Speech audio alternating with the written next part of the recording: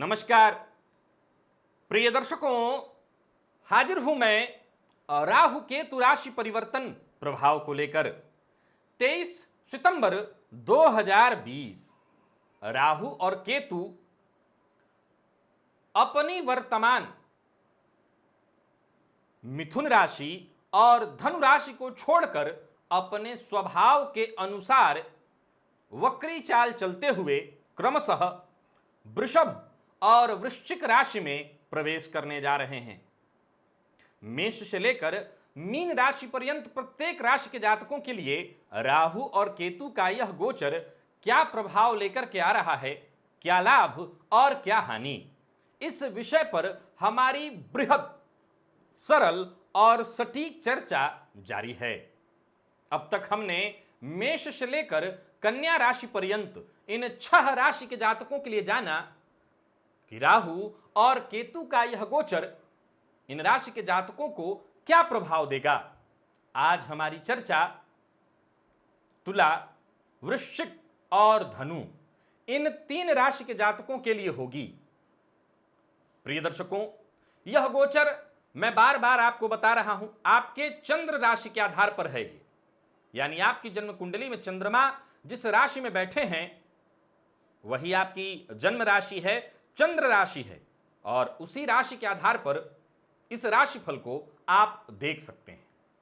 वही एक बात बता दूं कि गोचर के प्रभाव को सुनकर भयभीत होना, जैसे अभी कल ही मैं कमेंट पढ़ रहा था, उसमें किसी ने लिखा था कि बस यही आपसे प्रार्थना है गुरुजी की तुला के लिए अच्छा बताइएगा। देखिए, अच्छा बताना और खराब बताना ऐसा कोई मुद्दा नहीं है।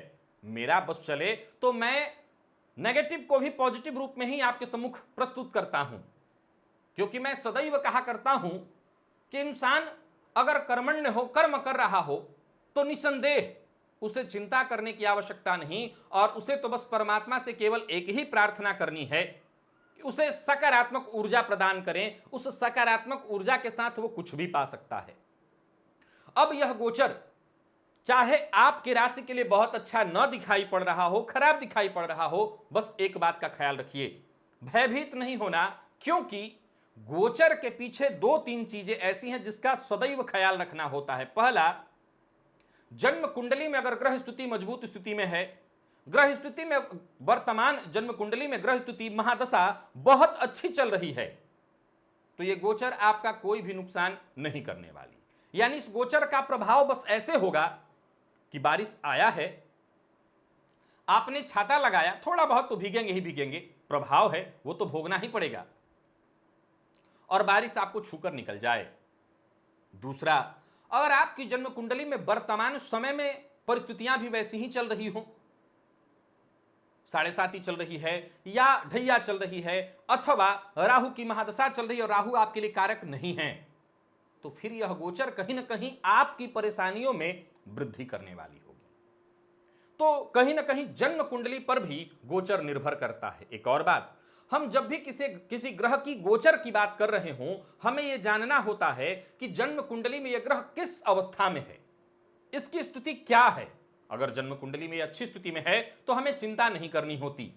एक और बात, राहु और केतु से भयभीत तो इस बार इसलिए भी नहीं होना, विशेषकर राहु से, क्योंकि ये शुक्र की राशि में, साधारण राशि में गोचर कर रहे हैं। वैसे तो इससे पूर्व भी वो मित्र राशि मिथुन राशि में ही गोचर कर रहे थे, लेकिन बुध के लिए बात थोड़ी अलग थी, क्योंकि बुध वो ग्रह हैं जो जिस ग्रह के प्रभाव में आते हैं उसके अनुसार अपना स्वभाव बना लेते हैं, लेकिन शुक्र के लिए बात बिल्कुल नहीं है। क्यों? क्योंकि शुक्र सर्वाधिक शुभ ग्रह हैं, भोग व ऐश्वर्य के कारक हैं, और आज के इस परिवेश में, आज इस समाज में हम सभी अगर कुछ भी कर रहे हैं, कुछ पाना चाहते हैं, तो एकमात्र हमारा उद्देश्य है भोग और ऐश्वर्य की प्राप्ति। तो यहां राहु इस प्रभाव को बलाबल के साथ हमें प्रदान करने वाले हैं। तो निश्चिंत हो जाइए और घबराइएगा मत। फिर उपाय तो है ही। चलिए चलते हैं इस गोचर की ओर, एक बृहद चर्चा की ओर, एक सधा हुआ, एक सटीक, सरल, केवल मैं भविष्यवाणी नहीं कर रहा, वर्णन बता रहा हूं क्यों और कैसे, किस प्रकार यह गोचर अच्छा देगा और किस प्रकार और क्यों यह बुरा देगा, मैं इस पर चर्चा कर रहा हूं। मतलब अगर आप इस राशिफल को देख रहे हैं तो एक बात तय जानिएगा कि मैं राशिफल नहीं पढ़ रहा हूं कि ये करना है, ये होगा ना। क्यों होगा, मैं उस क्यों की तरफ आपको ले जा रहा हूं ताकि आप इस गोचर को समझ सकें और कहीं भी किसी मामले में भय मन में व्याप्त है आप उससे बच सकें। तुला राशि देखा जाए तो आज की ये पहली राशि है और राशि के क्रम में 7वीं राशि। आपकी राशि से राहु का गोचर अष्टम भाव में होने जा रहा है।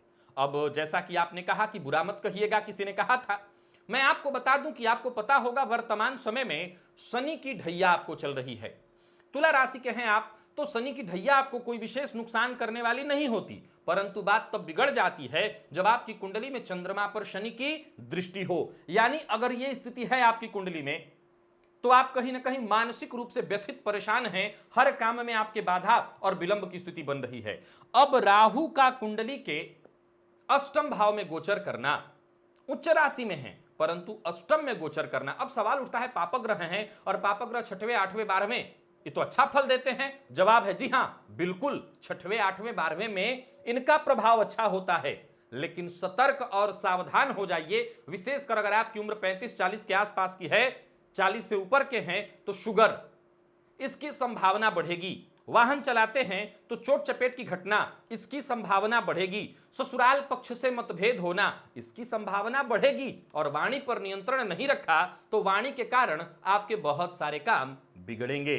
निसंदेह इस गोचर काल के दौरान तंत्र मंत्र, इनका आधिपत्य है उस पर, शनि के समान है ये, तो तंत्र मंत्र इत्यादि के क्षेत्रों में आपकी जागृति बढ़ेगी। तांत्रिकों से आपका परिचय हो या इससे संबंधित लोगों से आपका परिचय हो।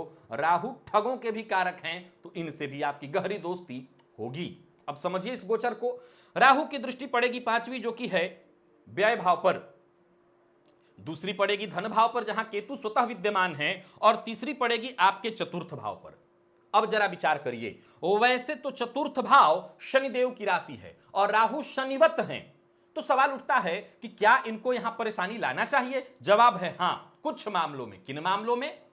भूमि भवन से संबंधित चीजें कर रहे हैं आप, अपने लिए घर लेना चाहते हैं, फ्लैट लेना चाहते हैं, कोई पुराना घर खरीदना चाहते हैं बना बनाया, तो यहां पर आपको राहु से सहयोग मिल जाएगा, बल्कि आपको आकस्मिक धन लाभ भी हो जाएगा। यानी पैसे नहीं हैं तो कहीं से जुगाड़ हो जाए, बैंक से हो जाए, व्यक्ति विशेष से हो जाए, कहीं और से हो जाए, यानी पैसे का जुगाड़ हो जाएगा। फिर परेशानी कहां? ये जो अपनी तीसरी दृष्टि डालेंगे तो मां की सेहत में परेशानी ले आएंगे, मां के साथ संबंधों में परेशानी। और एक और बात आपको बता दूं कि जब कोई ग्रह, ऐसा ग्रह जो कि अष्टम भाव में गोचर कर रहा है और वो पाप ग्रह है, सीधी सी बात है, अष्टम जो भाव है आपके छठी इंद्रिय का है।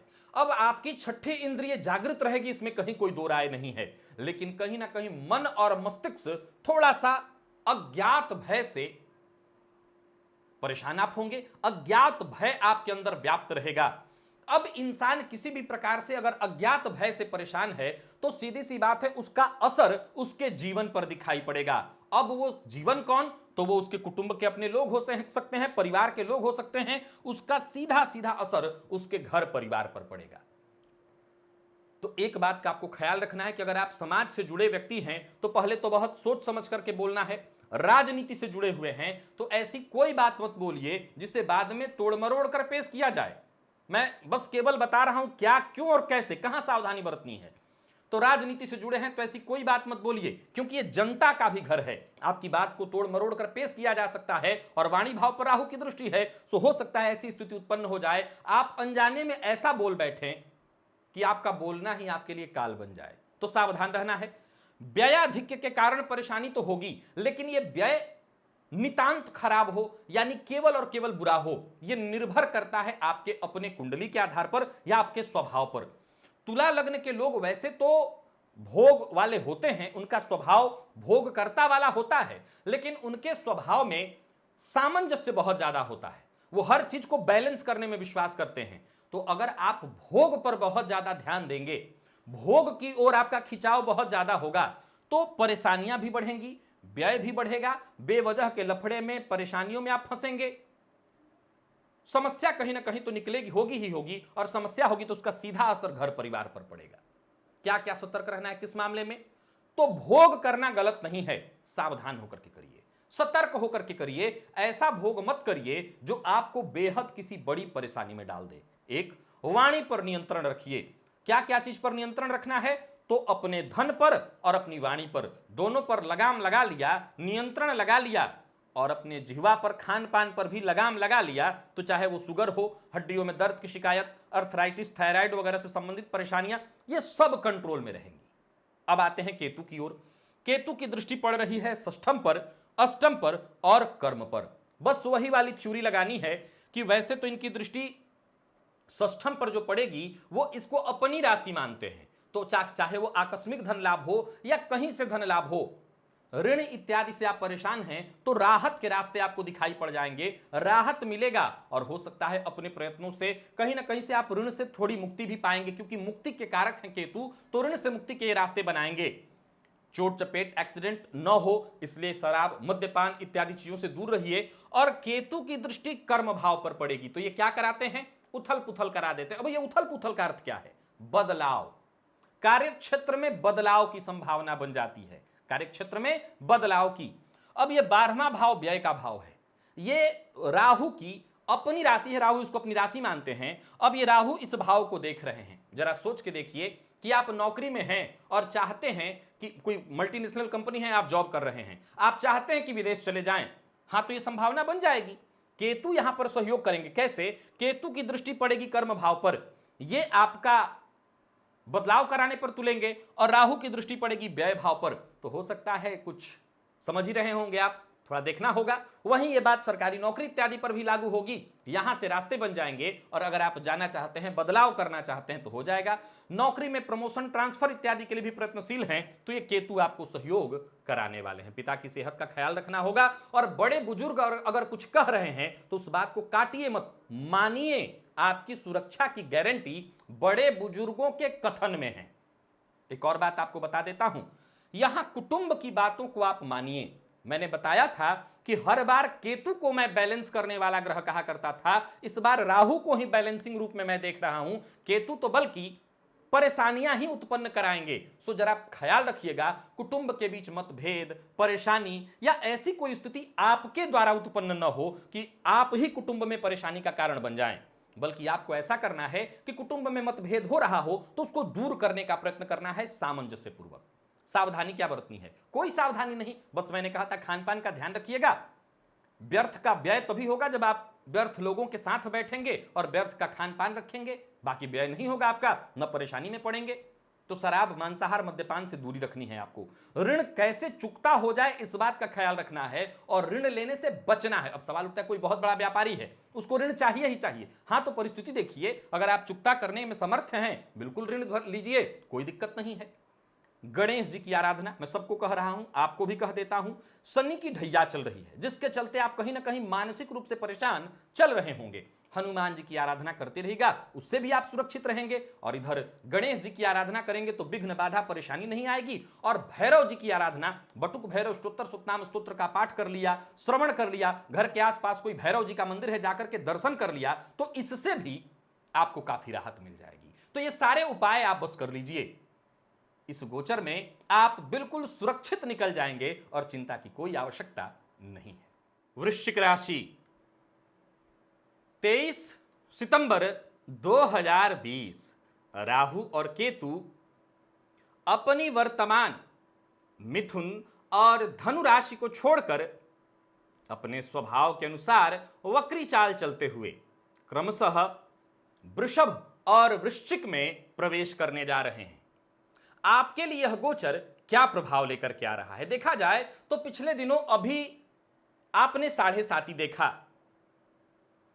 मैं सदैव कहा करता हूं एक बात कि औरों की 7.5 जाते जाते दे जाती है, लेकिन यह बात वृश्चिक राशि पर लागू नहीं होती। आपकी तो अगर बची हुई है तो वो भी ले जाती है। यहां चंद्रमा नीच के हो जाते हैं, और इसलिए यहां जब 7.5 लगती है यानी वृश्चिक राशि को, तो निसंदेह ये अपना प्रभाव दे जाती है, छोड़ जाती है, और लंबे समय तक के लिए। अब देखा जाए तो अभी आप 7.5 से बाहर जरूर हैं, लेकिन ये राहु का जो गोचर आ रहा है, देखिए गौर करिए, वर्तमान समय में राहु आपके अष्टम भाव में गोचर कर रहे हैं और अब आ रहे हैं सप्तम भाव में। तो यहां कुछ तो अच्छा जरूर आपको देंगे, लेकिन कुछ परेशानियां भी होंगी। अच्छा क्या होगा और परेशानी क्या होने वाली है, आइए इस पर बेहद सरल हम चर्चा कर लेते हैं। सबसे पहले तो यह जान लीजिए, यह गोचर आपके जन्म राशि के आधार पर है, यानी आपकी जन्म कुंडली में चंद्रमा जिस राशि में बैठे हैं वही आपकी जन्म राशि है, और उसी जन्म राशि के आधार पर मैं राहु को और केतु का यह गोचर आपको बताने जा रहा हूं। प्रारंभ में ही बता चुका हूं कि अगर कुछ परेशानियां भी आपको पता चल रही हैं तो इसके लिए निर्भर करता है कि आपकी जन्म कुंडली में क्या दशा चल रही है, किस प्रकार की ग्रह स्थिति है, और तभी किसी प्रकार के गोचर पर पूरी तरह से विचार होता है। अब राहु का जो गोचर होगा सप्तम भाव में, तो सीधी सी बात है केतु आपके राशि पर आ जाएंगे। अब कहीं ना कहीं आपके व्यक्तित्व में मंगल का प्रभाव है, और मंगल का प्रभाव क्या कराता है? जल्दबाजी, धैर्य विहीनता, धैर्य की कमी। और केतु क्या करते हैं? तो केतु का काम ही है भ्रम पैदा करना। अब कोई व्यक्ति धैर्यवान हो और वो भ्रम में पड़े, जरा सोच के देखिए कि कोई व्यक्ति बड़ा गंभीर हो, धैर्यवान हो, और तब वो भ्रम में पड़ जाए, तो उसमें से निकलने का, या यह भी विचारणीय है कि ऐसा व्यक्ति जो बहुत गंभीर था, धैर्यवान था, वो कैसे भ्रम में पड़ा। लेकिन वहीं अगर किसी जल्दबाज व्यक्ति को भ्रम में पड़ते देखा जाए तो कोई आश्चर्य नहीं, क्योंकि कई बार जल्दबाजी में इंसान जब काम करता है तो वो धैर्य विहीन होकर के काम कर जाता है, धैर्य उसके पास नहीं होता।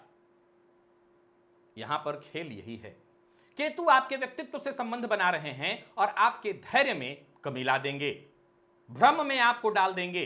अब भ्रम में पड़ने के कारण, धैर्य में कमी के कारण आपके काम अगर बिगड़ जाएं तो इसमें आश्चर्य कैसा। अब समझिए, राहु का कुंडली के सप्तम भाव में होना, सदैव यह बात याद रखिए कि पापक ग्रह भौतिक सुखों में कोई कमी नहीं लाते।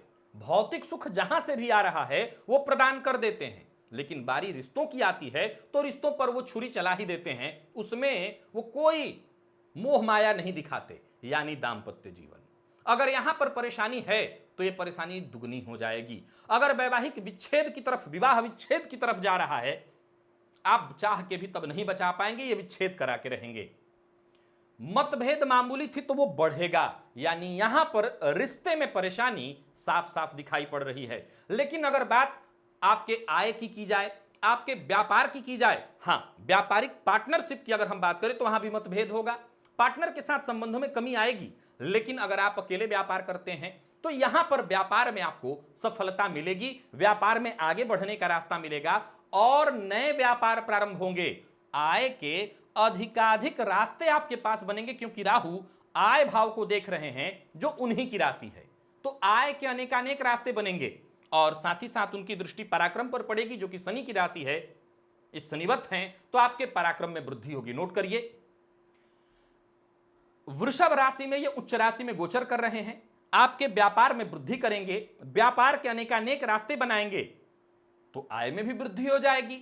और ये सब होगा कैसे? तो आपके पराक्रम से, आपके पराक्रम में वृद्धि से। अब आते हैं सीधा, क्योंकि ज्यादा विचार यहां केतु का हमें करना होगा। केतु आपके व्यक्तित्व से संबंध बना रहे हैं। अब केतु जब आपके व्यक्तित्व से संबंध बना रहे हैं तो सीधी सी बात है, आपके स्वभाव में क्रोध आना, चिड़चिड़ापन आना, गुस्सा आना, धैर्य की कमी हो जाना, ये सब कुछ होगा। बात बात पर आप गुस्सा कर जाएं, किसी को ऐसा बोल जाएं जो कटु हो, कड़वा हो, किसी को चुभ जाए।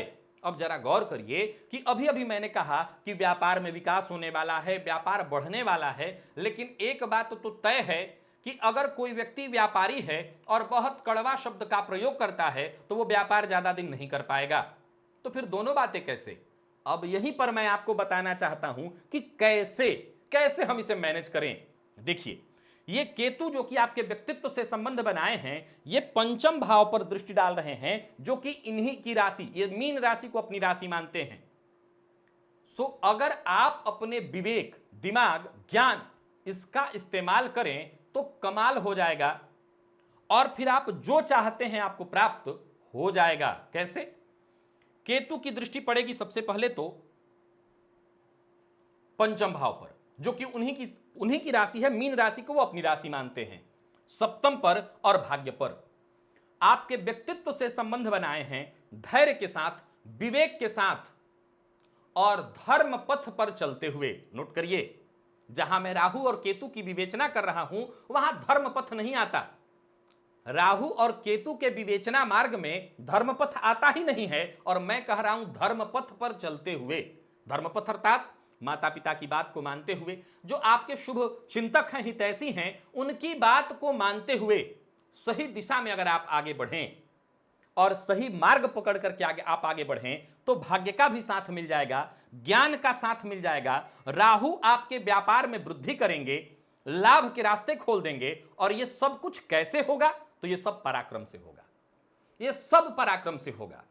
बिगड़ना कहां है?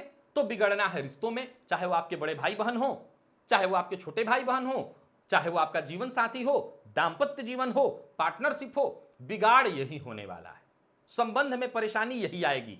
अब एक और सवाल खड़ा होता है कि नहीं, ऐसा नहीं है, मेरा दांपत्य जीवन तो बहुत अच्छा है, हमारे बीच बहुत अच्छी बॉन्डिंग है, हम जो भी कहते हैं एक दूसरे की बात मानते हैं, समझते हैं, हमें कोई दिक्कत नहीं है। हां, तो थोड़ी परेशानी आ सकती है, जीवन साथी की सेहत में परेशानी आएगी। कहने का तात्पर्य कि राहु अगर सप्तम में बैठे तो हम जरूरी नहीं है कि यह मान के चलें कि जीवन साथी के साथ संबंध टूटेगा। यह भी संभव है कि जीवन साथी की सेहत में परेशानी आ जाए, यह भी संभव है जीवन साथी की सेहत खराब हो जाए। राहु यहां बैठ करके नसों में, जोड़ों में दर्द ला देते हैं, अर्थराइटिस या थायराइड की परेशानी ला देते हैं, यह परेशानी ला दे, यानी परेशानी भी हो सकती है। तो इसके चलते आपको चिंतित होना पड़ेगा। मैं पुनः बताऊंगा, वृश्चिक राशि को पीछे जो वक्त बीता है और आगे जो वक्त आने वाला है, आप इन दोनों वक्त जो वक्त है इसके बीचों बीच एक काल में चल रहे हैं। आने वाले दिनों में ढैया लगने वाली है, 7.5 आपकी बीती है, बीच में एक 18 महीने का समय आपको मिल गया है। निर्भर करता है क्या आप इस टाइम का इस्तेमाल कैसे करते हैं, कितना विवेक, कितना दिमाग आप सही ढंग से लगा पाते हैं। कैसे होगा ये? हो सकता है अगर आप धैर्य का इस्तेमाल करें। याद रखिए कि ये केतु आपको धैर्य नहीं लेने देंगे, और मैं ठीक विपरीत बात कह रहा हूं। अगर आपने धैर्य का इस्तेमाल किया, धैर्य के साथ आप आगे बढ़े, तो निसंदेह आप विवेक का इस्तेमाल कर सकेंगे और सही दिशा। धर्मपथ का अर्थ क्या होता है?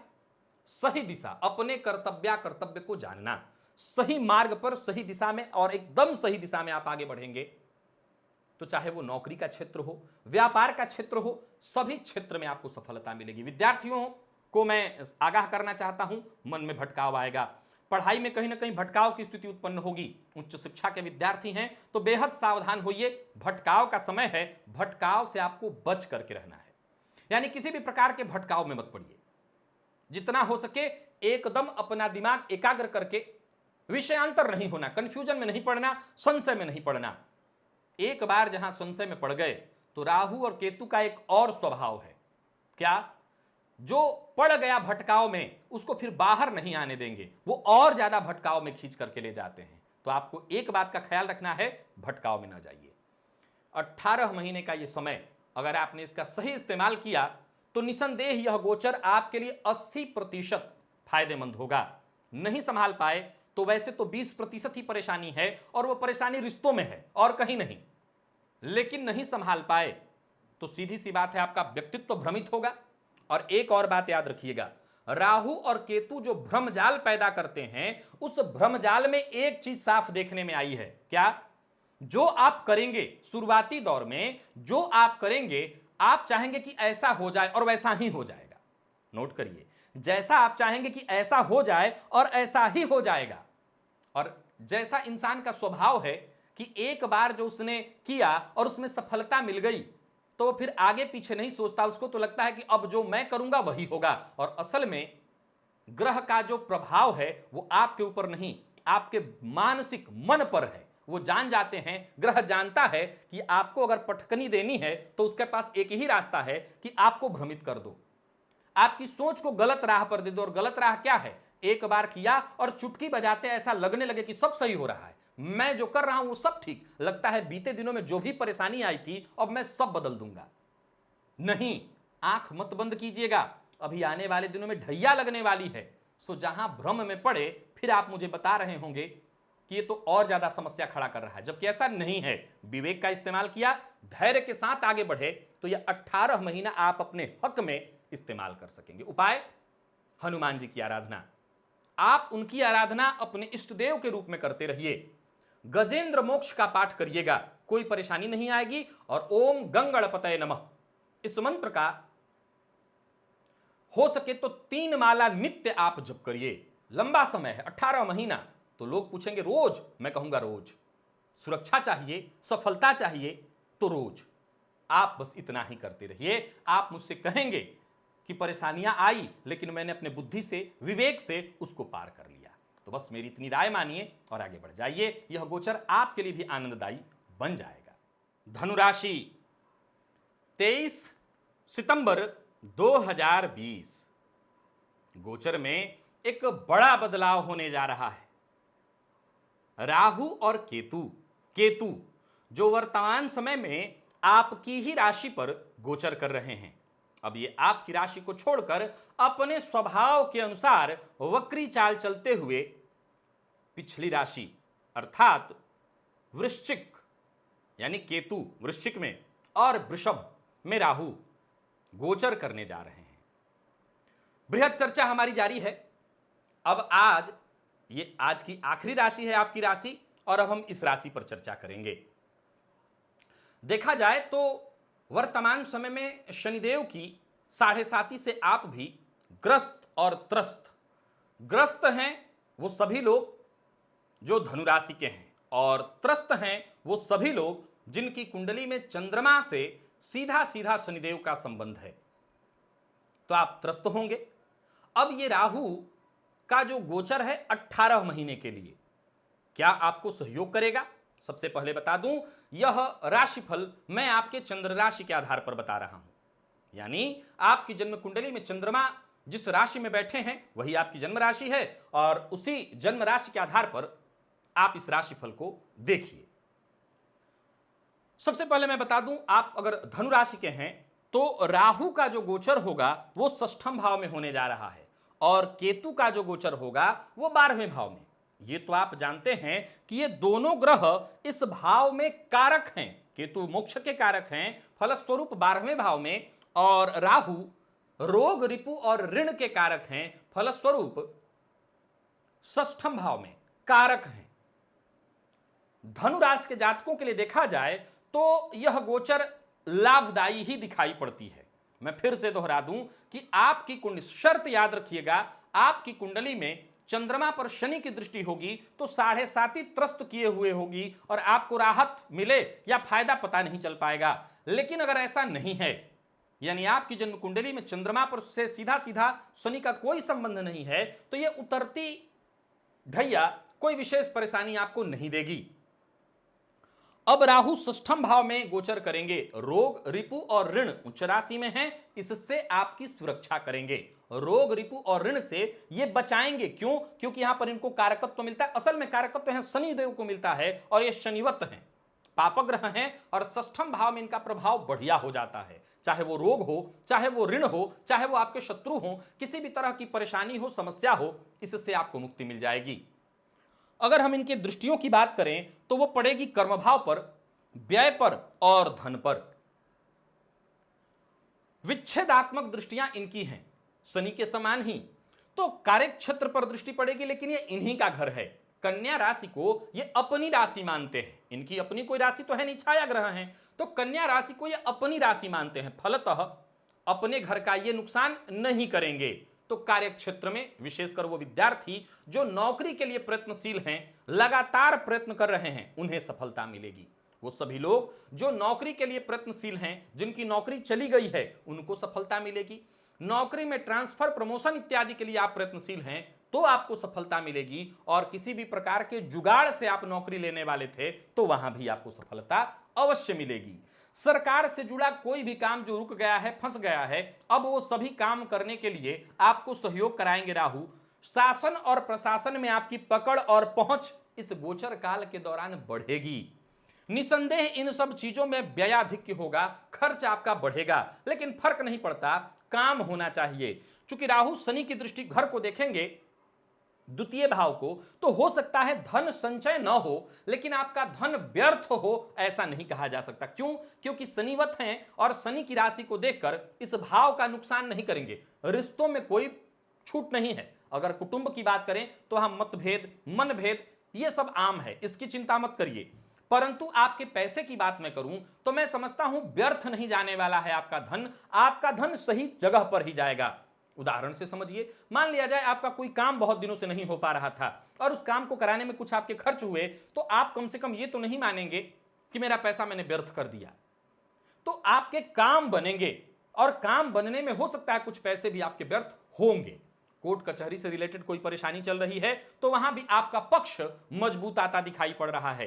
पैतृक संपत्ति को लेकर के कोई विवाद था, वहां भी आपका पक्ष मजबूत होता हुआ दिखाई पड़ रहा है। अब बारी केतु की आती है। केतु को 12वें का कारक कहा गया है और ज्योतिष शास्त्र का एक सूत्र है कि कोई ग्रह किस राशि में बैठा है, इससे ज्यादा इस बात पर विचार कीजिए कि वो किस भाव में बैठा है। जिस भाव में बैठा है उस भाव में उसका प्रभाव कैसा है। तो तर्क है कि 12वें में केतु का प्रभाव बेहद कारक है। अब ये दृष्टि डालेंगे अपनी 5वीं मीन राशि पर, जिसे ये अपनी राशि मानते हैं। तो भूमि, भवन, वाहन की चीजों पर आपका व्यय होगा। यानी भूमि से संबंधित कोई चीज लेना चाहते हैं, जमीन लेना चाहते हैं, प्लॉट लेना चाहते हैं, कोई घर इत्यादि करना चाहते हैं, तो आपका खर्च होने वाला है। अब सवाल उठता है यहां क्या कोई दिक्कत है? कोई दिक्कत नहीं। ऋण लेना चाहते हैं, बैंक से लोन लेना चाहते हैं, वहां पर आपके पैसे आपको आएंगे, आप भूमि भवन से संबंधित चीजें कर सकते हैं। इनकी दृष्टि षष्ठम भाव पर पड़ेगी जहां राहु पहले से विद्यमान है। थोड़ी सी सावधानी, यहां राहु है तो एक चीज को लेकर के रखनी होगी, चोट चपेट की घटनाएं भी कई बार घटित होने लगती हैं, सो वाहन सोच समझ करके चलाइएगा। अब एक और बात आपको मैं बता दूं कि षष्ठम भाव में राहु आपको शत्रुओं पर विजय करने वाले बनाएंगे, आपकी विजय होगी। तो इसका मतलब हम सबसे लड़ते फिरे नहीं, कहीं ना कहीं ऐसी स्थिति भी तो आ जाएगी कि कोई आप पर 20 पड़े, आप वहां 19 पड़ जाएंगे। अतः लड़ाई झगड़ा वाद विवाद, इससे तो आपको बच करके ही रहना चाहिए। भले आपका पक्ष सदैव मजबूत पड़े, परंतु आप चुप रहें, शांत रहें, धैर्य में रहें। अब ये केतु जैसा कि मैंने कहा चतुर्थ पर, षष्ठम पर और साथ ही साथ अष्टम पर दृष्टि डाल रहे हैं। कोई पुराना रोग, कोई पुरानी परेशानी, कोई पुरानी चिंता, व्यथा, किसी भी तरह से आप परेशान थे तो वहां आपको उससे मुक्ति दिलाएंगे। गौर करिएगा, मैं धनु के लिए ज्यादातर अच्छा कह रहा हूं, लेकिन मेरी प्रारंभिक बात पर आप अगर गौर करके चलेंगे तो आपको समझ में आ जाएगी कि मैं कहना क्या चाहता हूं। सामान्य यह गोचर बहुत अच्छा फल देता दिखाई पड़ रहा है क्योंकि राहु केतु को षष्ठम और द्वादश में कारक कहा गया है। लेकिन अगर आपकी कुंडली में चंद्रमा से सीधा सीधा शनि का संबंध है तो आप ऑलरेडी परेशान होंगे और ये 18 महीने का जो पीरियड है ये कुछ बहुत राहत महसूस नहीं होने देगा, या यूं कहें कि राहत आए भी तो फील नहीं होगा, क्योंकि फील कराने का काम चंद्रमा कराते हैं और चंद्रमा तो ऑलरेडी शनिदेव के साथ परेशान चल रहे हैं, तो फील होने नहीं देगा। तो यहां समझ लेना है कि आपकी कुंडली की स्थिति क्या कह रही है। अगर कुंडली आपको समझ में आ रही है कि नहीं कुंडली मेरी ठीक है तो आप निश्चिंत हो जाइए। देखिए किन किन जगहों से मैंने लाभ गिनाया है। शासन प्रशासन से संबंधित जितने भी काम है सफलता मिलेगी। विद्यार्थी हैं, नौकरी के लिए प्रयास कर रहे हैं, सफलता मिलेगी। नौकरी में है, नौकरी से जुड़ा कोई काम नहीं बन पा रहा था, ट्रांसफर प्रमोशन से लेकर के जितने भी काम थे वो सारे काम आपके बनेंगे। और भूमि भवन वाहन से संबंधित कोई समस्या थी वो दूर होगी। उदाहरणार्थ कहीं पैसा आपने दे दिया था घर लेने के लिए, सब कुछ हो गया लेकिन काम ही आगे नहीं बढ़ रहा है, रुका हुआ है, अब वो काम आपका होगा, यानी इस परेशानी से आपको मुक्ति मिलेगी। कोई पुराना रोग, कोई पुरानी परेशानी, कोई कष्ट, उससे आपको मुक्ति मिलेगी। और किसी भी तरह के रोग इत्यादि से ग्रसित थे तो यूं समझ लीजिए कि आपको उससे मुक्ति मिलने वाली है। अब क्या क्या करना है आपको, कैसे करना है, तो सबसे पहले बता दूं, खान पान का ध्यान रखना है। वाहन चलाते समय या रहन सहन का, वाहन शब्द का इस्तेमाल जब होता है एक्सीडेंट का, तो एक बात हमेशा विचारणीय है, जरूरी नहीं है कि आप ही की गाड़ी से एक्सीडेंट आपको हो, किसी और की गाड़ी से भी तो हो सकता है, तो सावधान रहना है। कहने का तात्पर्य सावधान रहिए। एक दूसरा, शत्रुता नहीं पालनी है। ऋण इत्यादि है और परेशान हैं तो जहां आकस्मिक कुछ धन आता है, भले आपके पास पैसा न बचे लेकिन ऋण चुकता करके मुक्ति पाइए। और वाणी पर बहुत कंट्रोल रखना है, बोलने से पहले तोल लेना है। कोर्ट कचहरी से संबंधित कोई परेशानी है तो प्रयत्न करके जितना जल्दी हो सके उस समस्या का हल अभी के अभी निकाल लीजिए, उससे मुक्ति पाइए। मुक्ति ही तो पाना है इस गोचर काल में, समस्याओं से, कष्टों से, परेशानियों से। बस इतना आप ध्यान रखिए। और विशेषकर मैं विद्यार्थियों को कहना चाहता हूं, इस समय का लाभ उठाइए। नौकरी के लिए अगर आप प्रयत्नशील थे या हैं तो ये टाइम आपको सफलता दिला देगा, सफलता मिलेगी। वहीं अगर आप किसी मल्टीनेशनल कंपनी में जॉब कर रहे हैं और चाहते हैं कि विदेश चला जाऊं, तो यह गोचर आपको सपोर्ट करेगा। विदेश जाने का अगर आपका प्रयत्न है, अभी हालांकि माहौल अभी नहीं है, लेकिन आने वाले दिनों में अगर माहौल बन जाता है और आप जाने की स्थिति में बनते हैं, तो आप जा सकते हैं, आपको वहां पर सफलता मिलेगी। तो मिला जुला करके धनु राशि के जातकों के लिए निर्भर थोड़ी 7.5 पर करता है, और 7.5 को अलग कर दें तो यह गोचर आपके लिए बढ़िया है। परेशानियों से आपको मुक्ति मिलने जा रही है, कोई कष्ट कोई समस्या, उससे आपको मुक्ति मिलने जा रही है। निश्चिंत रहिए और इस समय का आनंद उठाइए। हनुमान जी की आराधना आप कर रहे होंगे, निरंतर करते रहिएगा। किसी भी प्रकार से हनुमान जी की आराधना में कोई कमी नहीं आनी चाहिए, एक। और दूसरा, गणेश जी की आराधना आपको नित्य करना है। ओम गंगणपतये नमः इस मंत्र का 3 माला जप आपको अवश्य करना है, यह आपकी सुरक्षा की गारंटी बनेगी। और बटुक भैरव स्तोत्र सतनाम स्तोत्र का या तो पाठ करिए या भैरव जी के मंदिर में जाकर के दर्शन कर लीजिए। इन सभी चीजों से आपको फायदा मिल जाएगा, आपको राहत मिलेगी और इस समस्या से आप बाहर निकल जाएंगे। जो थोड़ी बहुत समस्या आएगी उससे बाहर निकल जाएंगे। तो प्रिय दर्शकों, आज हमने 3 राशियों की चर्चा की, तुला, वृश्चिक और धनु। अब बाकी बची और 3 राशियां, मकर, कुंभ और मीन। इन 3 राशियों के लिए राहु और केतु का यह गोचर क्या प्रभाव लेकर के आ रहा है, किस तरह का लाभ है, किस तरह की हानि, इस पर हमारी बृहद, सरल और सटीक चर्चा कल होगी। तो आनंद करिए और इस गोचर को बड़े सकारात्मक ढंग से लीजिए। कहीं कोई कमी भी बताई है तो बस जो उपाय बताया है वो करके, और आप इस गोचर को सकारात्मक ढंग से ले सकते हैं, नेगेटिव लेने की आवश्यकता नहीं है। आज के लिए बस इतना ही, इजाजत दीजिए, पुनः मुलाकात होगी। तब तक के लिए नमस्कार।